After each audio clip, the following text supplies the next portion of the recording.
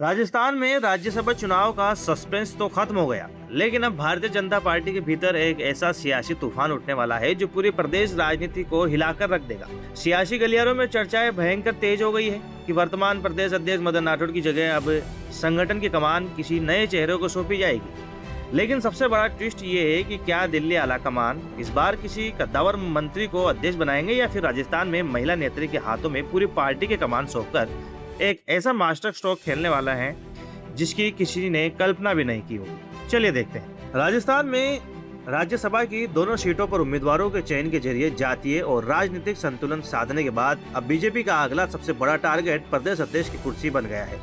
फिलहाल ये जिम्मेदारी मदन राठौड़ संभाल रहे हैं, लेकिन अंदर खाने बदलाव की सुगबुगाहट तेज है।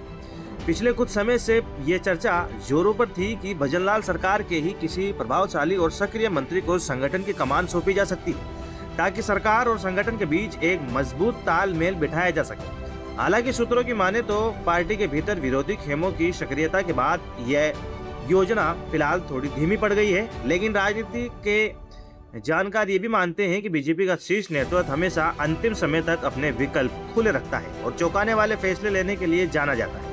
इसीलिए किसी मंत्री की ताजपोशी की संभावना को अभी पूरी तरह खारिज नहीं किया जा सकता।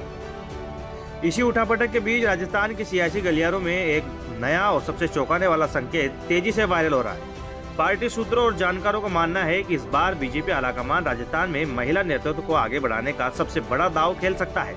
अगर ऐसा होता है तो प्रदेश संगठन की कमान किसी महिला नेत्री को सौंपी जाती है तो ये आगामी निकाय और विधानसभा चुनाव के लिए एक भयंकर मास्टर स्ट्रोक साबित होगा।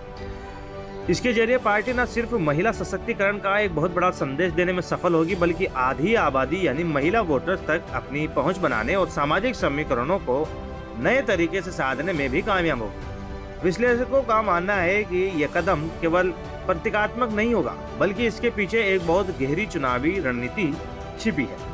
अब सबसे बड़ा सवाल यह है कि इस कुर्सी का फैसला कब तक होगा। सूत्रों की माने तो राजस्थान बीजेपी को अपना नया बॉस या नया प्रदेश अध्यक्ष मिलने में अभी कम से कम 2 सप्ताह का समय और लग सकता है। तब तक जयपुर से लेकर दिल्ली तक दावेदारों की भयंकर सक्रियता, समर्थकों की लॉबिंग और राजनीति के गपशप का दौर लगातार जारी रहेगा। राज्यसभा उम्मीदवारों के ऐलान के बाद अब प्रदेश के हर नेता और कार्यकर्ताओं की निगाहें इस बात पर टिकी हुई है कि आलाकमान के पिटारे से राजस्थान के लिए आखिर कौन सा नया नाम निकलता है। राज्यसभा के बाद अब प्रदेश अध्यक्ष की कुर्सी पर यह सस्पेंस राजस्थान की राजनीति को एक नया रोमांच दे सकता है। क्या आपको लगता है कि बीजेपी के इस बार राजस्थान संगठन की कमान किसी महिला नेता को सौंपनी चाहिए या फिर भजनलाल सरकार के किसी अनुभवी मंत्री को यह जिम्मेदारी मिलनी चाहिए?